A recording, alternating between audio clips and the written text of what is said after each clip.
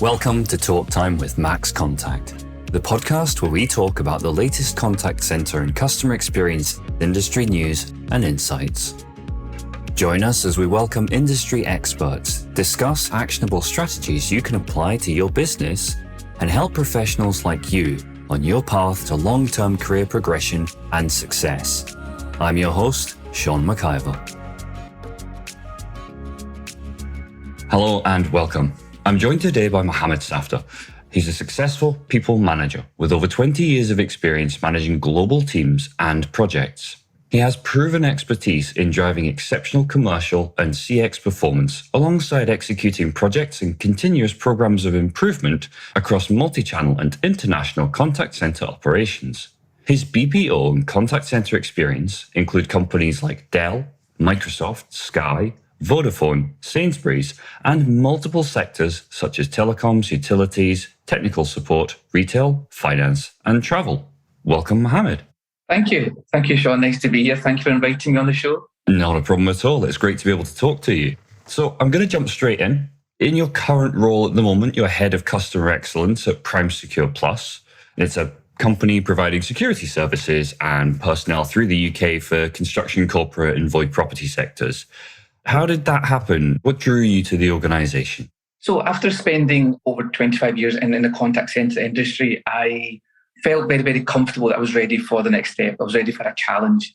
And one of the things that I was really keen to make sure that when I did make the next step was to move into a company which really, really took customer excellence and customer service seriously. That's one of my passions, and I wanted to ensure that that was something I could continue to do, to build on the experience that I have with working with multi-global companies. So when I met Martin Edwards, the CEO, one of the things that struck out to me very, very clearly, very quickly was how much importance the company had put on to customer excellence. So not only was this going to be a role that was there to support customer excellence projects, but it was going to sit within a senior leadership team. It was going to be the voice of the customer. And again, the more I spoke to, the MD as well, Kevin, again, the passion that the board members had for investing in a program and a team that would solely ensure that we have customer ambassadors in the company. Another element that was really important to me was when, the sales director mentioned, her value proposition. And there were three things that she mentioned when discussing our products or any service with a customer was, let's think about, is it green? Is it smart? Is it healthy?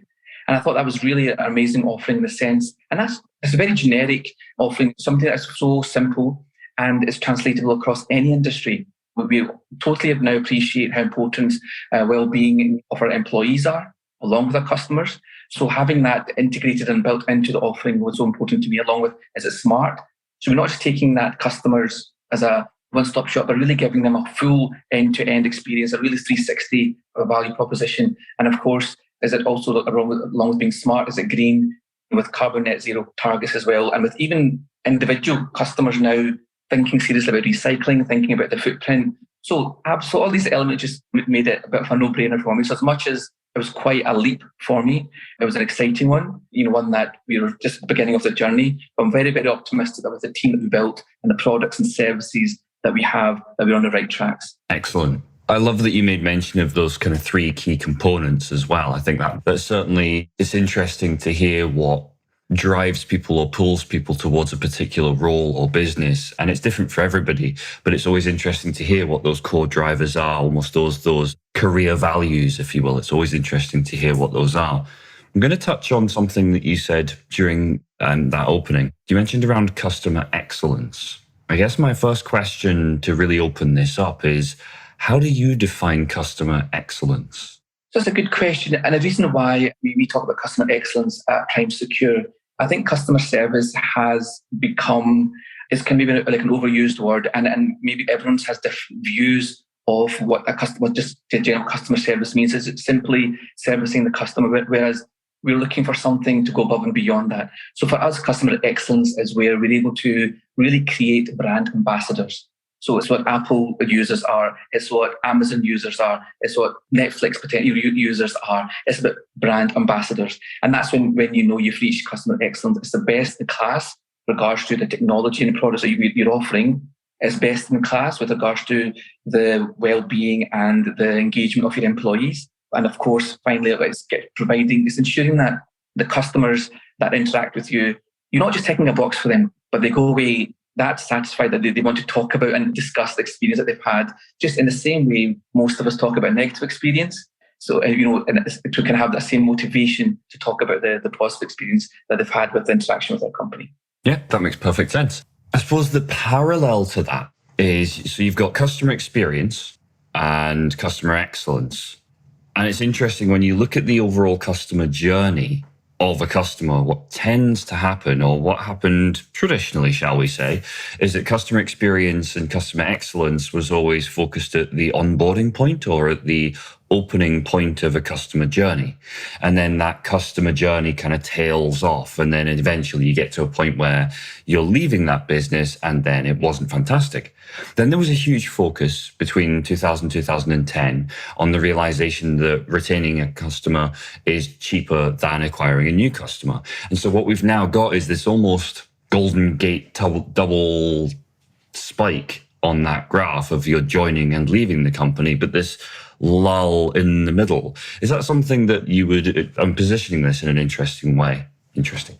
Is that something that you would agree with? And how can we look to identify and lift that kind of central dip? What things can we do thinking about the customer journey to lift that central dip? That's a great question. And you're right. There definitely has been a movement, first initially appreciating onboarding and deals for new customers.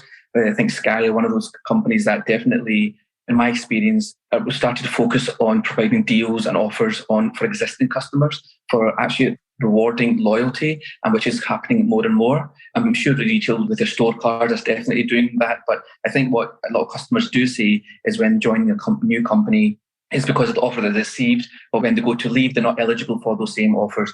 I think what we need to do is probably take a step back and look at firstly the employee journey as well. And I know we're discussing customer journey here. I think what we're able to do is if every employee that was dealing with those calls felt that they were actually an ambassador for the customer and that they also felt fulfilled in the day-to-day job, I think that would automatically allow the company to have an individual there that would be almost turning around that conversation with the customer. So when a customer's calling up about a billing issue, yes, it's a billing issue, but that is a retention issue that you rather when the customer leaves that company and then you make the offer. So they see the customer's calling in about a refund issue or delivery, product's not arrived on time. So we need to educate and uplift the offering and the skill set of our employees and our colleagues so that every conversation is a turnaround conversation. Every conversation is one where we're bringing value to that customer. So therefore, that rhythm, that operating rhythm continues to exist, and it's just not there at the beginning and at the end. And I sometimes think maybe that the reason why that happens is you have a really strong sales force with the skills equipped at the start of the conversation, and you have really strong retention advisors with the right technical skills and the right system accesses with the correct processes there to save the customer at the end. Unfortunately, the customer service agents in the middle don't have access, and they need to transfer you to another department. I need to take another company, etc. So whereas we lose the customer's engagement. I think you've touched on something really important there, and it's the combination of the access to the tool set and also the staff themselves across that journey.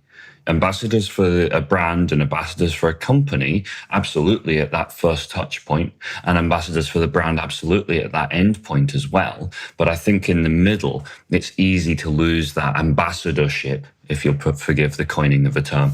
And I think that that's a really key thing. So off the back of that then, thinking about smaller companies, using that as our opener, where you'll have someone, maybe, 50 to 100 staff, the exposure to the customer is greater or more likely because you'll have cross-functional roles where you may be a salesperson today, you may be a retentions person tomorrow, and you may be a customer service continuation agent through the center of that journey. And so within a smaller company, it's easier to encourage ambassadorship. Within a larger organization where you've got hundreds, maybe thousands of staff, how do you scale up that customer experience and ensure customer excellence? Are there mechanisms you can utilize to scale up to still provide customer excellence at a larger organization? Absolutely. And there's certainly, from my perspective, what I've done historically is use three pillars. And the first one is strategy. Secondly is culture. And thirdly is governance. So you made a great point with regards to, with a smaller companies, easier to eyeball each other and to have that close-knit understanding and awareness and potentially to create that culture that you require. So with regards to larger companies, is the strategy side of is onboarding all the senior stakeholders. I mentioned earlier the reason why I felt so comfortable moving into Prime Secure was because of the kind of engagement and buy-in from the director, from the CEO. So from a strategy perspective, firstly, we need to engage all the senior stakeholders across all the different departments. So you mentioned finance, IT, training, recruitment, supply chain management, everything at all. And firstly, ensure that there's a what's in it for them, a whiffing for them. So why are we going after customer excellence? Why are we going after exceptional customer service? What's the KPI that's linking into them? So you may think, what's in it for recruitment? Well, retention. Right now, it's a great resignation. So that's their KPI. If we can retain staff and that happy staff make happy colleagues and happy colleagues actually make happy staff. The reason why we all want to work for Apple and stand in that store is because we know we're going to get customers that are mostly happy with the product. So firstly, strategy. So trying to understand what is from finance perspective, from IT perspective, from any department, from the senior management, what's in it for them, what's the win for them with regards to customer service, achieving customer excellence. And once we've established that, secondly, we move on to culture. So with regards to culture, is ensuring that when we are recruiting, the job adverts that are going out, there's an element of understanding and discussion of customer service and what that means to the individual. What's the communication happening around the business? Is it just a one-off messaging? Is it a continual weekly, monthly messaging? So the culture also has to be strong and linked into customer excellence and customer service. And finally, governance. Probably not the most sexiest of topics for anyone to be talking about, but however, the operating rhythm has to be there to ensure that we don't forget. So governance around the reporting of customer excellence, governance around any kind of meetings being held. Sometimes we can tend to maybe treat a meeting around customer service maybe not as important, maybe an NPS or a CSAT conversation as seriously as something more high priority within our department. But that needs to change. The governance has to be there. The documentation around those reporting, around the trends analysis, it all has to be there. So if you're able to really kind of strengthen and build on those three pillars, I believe you can start to scale up and embed strong culture of excellence. No, I think that makes perfect sense. It's interesting because you talk there about kind of the empowerment of staff and obviously the training of staff as well, and kind of encouraging that, what I'm going to continue to refer to as ambassadorship, attaining ambassadorship. One of the things for me is around the age-old contact center universe classic of will versus skill. There are some people out there who are exceptionally good at having conversations with customers, and we all know who those people are. They can talk the hind legs off a donkey. They can quite happily talk about anything, and they'll win customers round or win people round, even from very negative situations. And the way in which they do that is through this natural empathy that they just exude. I wonder then, is it possible to train empathy? So I'm not a neuroscientist or a psychologist, so it's quite a deep question. And I guess your life events and etc., childhood can certainly dictate how empathetic you are and your tolerance, etc. However, I do believe you can certainly, so even if you don't have it in your personal life, I do believe you can certainly move the needle. You can certainly make marginal gains with regards to empathy. Absolutely. And the reason why I say that, what I found works is we do first line on calls from a team leader will listen to it generally, or a second line where the quality analyst will listen to the team leader's calls. I think we need to allow the employees, the agents to self-reflect on the interaction and on the conversation that they've had with the customer. And sometimes you'll find when they listen back to that call, when they view that journey back, they themselves can tell you where they've not been as empathetic as they could have been, and where they missed the customer's verbal nods, they've missed the customer's just a tone, they've missed the customer's frustration, they've, in an attempt, because let's face it, in a contact center environment, you've got AHT, you've got first contact resolution, you've got calls waiting happening behind the scenes. So I think going into a bigger picture about, are we setting our staff up with the correct KPIs to allow them to be empathetic? So sometimes that empathy, unfortunately, there's no room for the empathy to be displayed on that call. or it's limited. But gladly, I'm happy to say that is definitely changing now. We are more aware of vulnerability of a customer, whether it's financial, whether it's physical. We are having those conversations. Whether or not we like it, we've been forced to have those conversations with the situation the world is in. So more than ever, so it's a good question, more than ever, empathy is incredibly important. And I think by listening to calls, by marking their own calls, by marking their own colleagues' calls, so rather that call listening exercise happening siloed, it needs to happen within. And I think we need to create customer experience teams, so bring the agents into those conversations, allow them to mark, to self-analyze, to self-reflect. Because I think it's where you don't, just generally in life, for me, is where you don't self-reflect, self-analyze. I think that's where the empathy isn't there. It's where you're not able to put yourself into the customer's shoes. You don't get the opportunity to put yourself into the customer's shoes. So as long as there's more and more of that happening, I definitely believe that we can kind of strengthen the empathy muscle. Yeah, I really like that phrase, by the way, strengthening the empathy muscle. I'm absolutely stealing that and claiming it as my own. No, that's fantastic. You've touched something really interesting there when you mentioned about customer vulnerability, and I'm going to kind of hone in on that a little bit more. You talked about the evolution of the vulnerable customer, and obviously we're much more aware of that now. How's the expectation of the customer evolved in recent times? How has that expectation of what excellence means to the customer, how has that changed?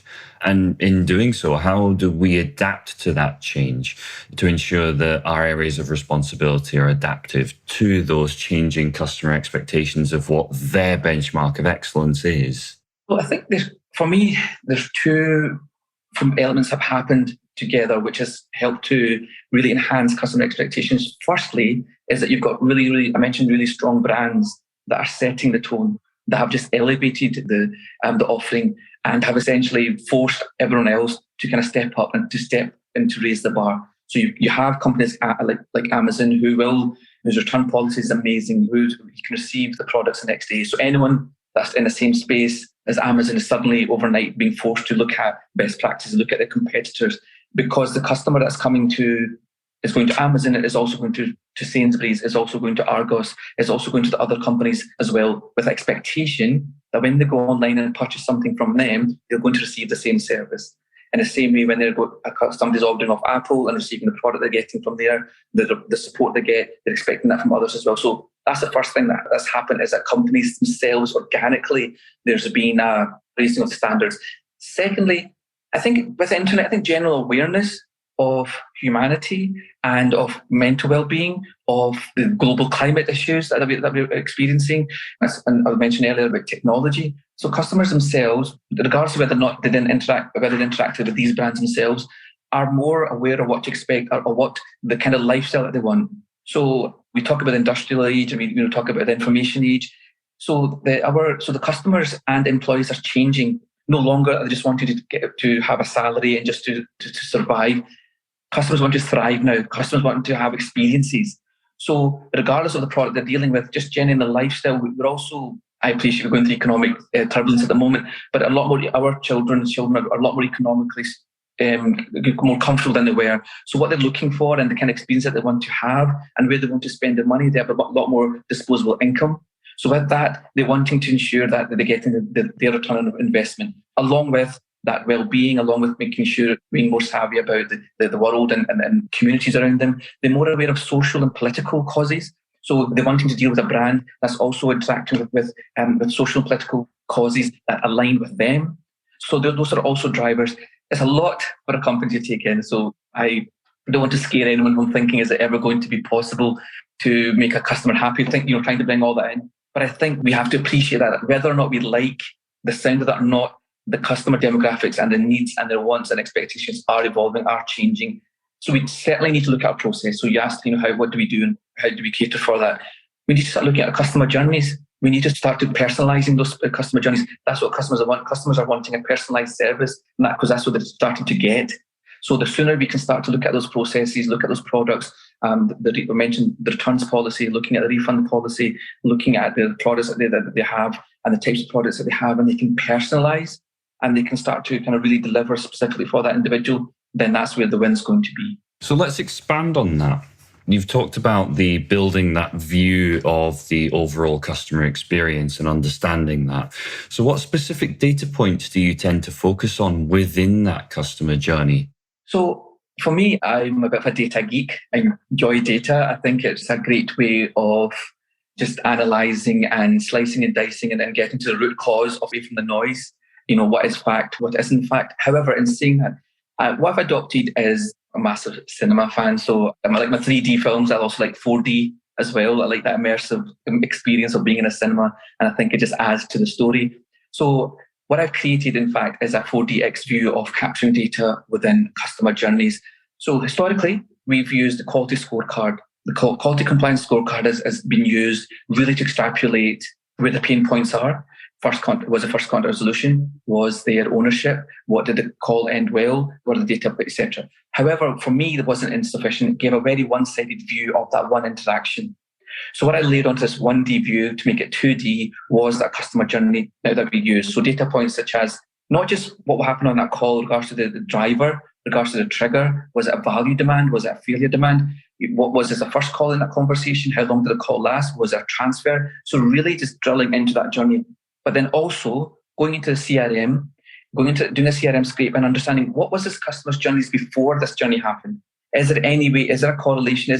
From a psychological perspective, is there a typical reason why this customer tends to call again and again? What are they struggling with? How many times have they called? They may have become upset with this one call with regards to a return, but if they've had an issue with a bill 4 weeks ago, they're going to bring elements of that into this call as well. So the agent may struggle. Why are these processes and the system not working for a call resolution? It's because the customer's being antagonistic from a previous experience. So that's a 2D. The third D element for me was the customer demographic. So where does that customer stay? Do they self-serve? How old are they? What kind of account do they have? Is it a business account? So out with that customer journey itself, just layering in the kind of the psyche and the background of that customer to see if there's a connection between that area, between that age, that demographic. Are they a business customer? Do they have one account? Do they have one mobile phone? 5 mobile phones? What is this that maybe driving, triggering that a call into ourselves? And finally, the employee themselves. That's 4D. I mentioned earlier, how skilled is that employee? Do they have the support around them when they took that call? What is it, a part-time employee? Is it a 0 to 6 month tenured employee? Is it a 6-year employee? Because that will also have a bearing. So, so employee who's been in a company for 0 to 6 months essentially can't give the same level of service as somebody who's been for 6 years. And we need to be careful of that nuance and appreciate that as well. So using those that kind of 4D view is how I've worked historically with companies to provide some really strong recommendations with some really strong arguments as to why we would make an improvement in a certain area, and also providing them with a lot deeper insight into the behavior of the customers. So because we talk about insight and we talk about hindsight, I believe the 4D view gives you foresight. And that's why it's kind of 4D view. And that's where we need to go to personalize that service. That's fascinating. I haven't heard that process. I'm familiar with the process, but I haven't heard that process framed in quite that way before. And it's a really interesting way of framing that process, because it's kind of taking it from the micro, zooming out again, and then looking at the other side as well. I think that makes a lot of sense to me. And I'm a bit of a data geek myself. So we're speaking the same language here, Safi. Excellent. So how then? So you do this piece of work and you get your 4DX view. How do you then disseminate what's useful from that and actionable change versus what's essentially white noise? How do you look at that metadata and extract out actionable points? So I'm a big, strong supporter of Six Sigma and Make. So I would go back to the problem statement. As much as that there may be some really wonderful nuggets and recommendations there, but let's go back to the problem statement. What was the problem that we initially, and if you have a strong enough and a well-worded problem statement with regards to what we're looking to achieve, why we're looking to achieve it, what was the problem before, ultimately that's what you have to give priority to in the first draft back to the customer, to the client. So you're looking at understanding the problem statement, whatever data can give you the solution to that. And if you can link it back to some percentage improvements, some pound signs, that's what you're ultimately looking for. In regards to data as well, if it can't give you a percentage uplift or a pound sign as useful data, but you probably find the engagement won't be there. So if you can convert it into the language of the senior leadership team, you can convert it into the language of your stakeholders, that's what's going to make that data set sell. What I will say as well with data, sometimes I don't discard all data. I think when you go for something, when you go for a positive, say you want to improve CSAT and you're wanting to improve FCR, first contact resolution, I think you also have to look at the kind of opposite end of the data. What do we not want to break whilst we're doing this? We don't want to do an AHT. So be careful when you're just looking, we're being single-minded with regards to all elements of data that point to the KPI that you're investigating, you're looking for, and taking everything else off the table. Do leave a few other heat check KPIs in there to ensure that you're not causing a damage or causing a negative impact to another department, to some other KPI as well as an ROI. I'm going to follow that up with a two-part question. So the first one is, where do you stand on the automation of elements of the customer experience? And I'll come on to my second one based on your answer. No pressure. Okay. So I think we can all agree, in principle, automation is the way forward. It's absolutely something that all companies should be looking for. We're looking at efficiencies, and that helps the customer. We're looking at any process that can be standardized, that can be electronized. It's absolutely the right way to go. However, where the automation is forced, where it's trying to replace the human element, that's where I would advise some caution. So I think if it's implemented correctly and implemented at the right element, so if somebody's calling to find out where is my delivery, that you can track that. Royal Mail do excellent service. Those kind of, you can go in and find out where your delivery is. If it's more, what do I do about something? If it's a what question, it's a how question, that's slightly different. So we need to be able to separate the customer. So it has to work for the customer as much as it's an automation process. So absolutely it's a way forward, and it's definitely helping the speed of contact for certain customers. It's allowing even for 24/7 access to a company. So as before you have to have a human being sitting there, you can now provide web chat and email overnight. And that certainly helps to ensure that customers go away satisfied. That's the right thing to do. So that's what I would say. It has to be the right thing to do in the right place at the right time. And if you can tick those boxes, and the only way to check that is once it's been implemented, where it needs to be implemented, some kind of monthly check-in, look at the customer feedback, and then be ready to evolve and change that, automate that process as well. So don't ever believe that once it's been deployed and dropped to step back and that will tick the box and be the silver bullet. I don't believe automation will ever be the silver bullet. Our products will change, customer behaviors will change. So I think we need to be ready every 6 months to 12 months to re-engineer the automated process on the back of the feedback from colleagues, internal employees who get the fallout from that automated process not working, and also what customers are saying as well. Yes, absolutely. I think those feedback loops are so hypercritical in terms of ensuring that you're a finger on the pulse, you know what's driving that, and you're able to respond to that as needed. I couldn't agree more there. So my second part of the question then, through this conversation, Safi, so far, we've talked and touched a couple of times on things like AHT and other of the traditional end user KPI metrics. So I'm going to switch gear a little bit for this second part and just I was reading some highlights from the 2022 UK Contact Center Decision Makers Guide. Again, data lover. And it was saying that the average cost of an inbound call is 35% more than email, 78% more than web chat. The average speed of answer is almost 2 minutes, the highest it's ever been recorded. 99% of contact centers expect some of their staff to be remote working this year. And 98% of businesses say that AI will be important to their contact center.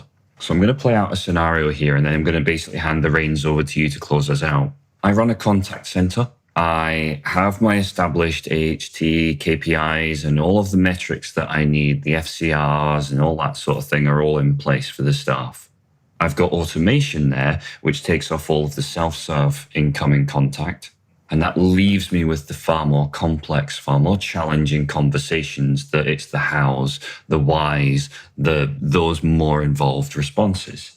How do I ensure that I can still achieve business productivity and the necessary KPIs for me to be a successful business while at the same time allowing for the fact that if the users on the phones not having to deal with those shorter interactions, then by necessity, they will need longer on those interactions that they do handle. How do we get that balance between business needs and user frustration of feeling like just kind of hierarchical, you must achieve this, even as that's shifting? Yeah, that's a great question. And that's one that many BPOs or just generally contact centres are faced with on a daily basis. Are the targets the right targets for those queries? And what you would have to do there is a bit like the 4DX view that I kind of just touched upon earlier, is you've got, so looking at the CSAT, so we're looking at NPS, where is the strongest NPS? And checking to see whether the processes and the KPIs that we have internally that sits within that, are they hitting the right target? So sometimes you'll find that to achieve an NPS, the average HT is 5 minutes. Okay, so and the ones that as soon as the NPS dips, say between under 7, you're looking at HT, which is about 2 minutes. If that's a very, very simplistic way of putting it, you can immediately start to see a correlation. Now, don't get me wrong, that's not the end of the conversation. You then need to go in and start to listen to those conversations to understand, was it a conversation about that particular reason, that driver, or was the agent simply just making a nice conversation, which potentially we don't need, we can certainly kind of shave away. So absolutely. So you just probably need to do a lot more data drilling to understand and correlate and justify the HT. I actually have done an exercise where we've looked at the ideal, it's almost like a time and motion of a call, how long will it take?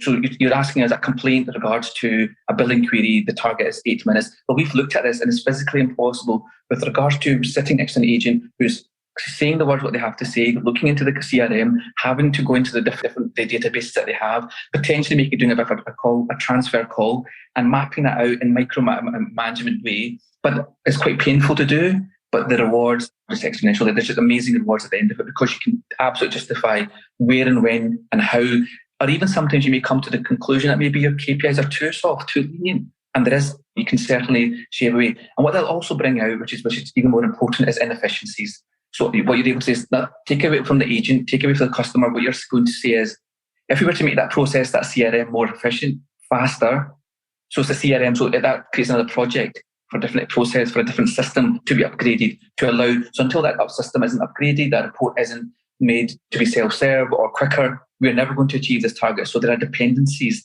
that sit behind that AHT or those KPIs, and then that's what I'll bring out for you. So it offers you more recommendations for improvements. Excellent answer. That's pretty much exactly the answer I was expecting. And it makes perfect sense, but I think it's often one of those things that's easily missed when we think about, oh, well, if we're dealing with all of that, we'll be able to deal with more of this. And actually, there's a balance to be had there. So I think that's important. Thank you ever so much for your time today. You're welcome. Pleasure. It's been an absolute pleasure to talk to you, Safi. And yeah, I look forward to hopefully continuing on with the conversation at some point in the future. Talk Time is brought to you by Max Contact. To find out more about Max Contact and how our customer engagement software can help you and your teams provide smarter customer experiences, visit maxcontact.com and book your personalized demo today. Be sure to search Talk Time with Max Contact in Apple Podcasts, Spotify, Google Podcasts, or anywhere else podcasts are found, and leave us a positive rating to help other like-minded individuals join the conversation. Finally, before you go, never miss a future episode by clicking the subscribe button and turning on notifications. On behalf of the team here at Max Contact, thanks for listening.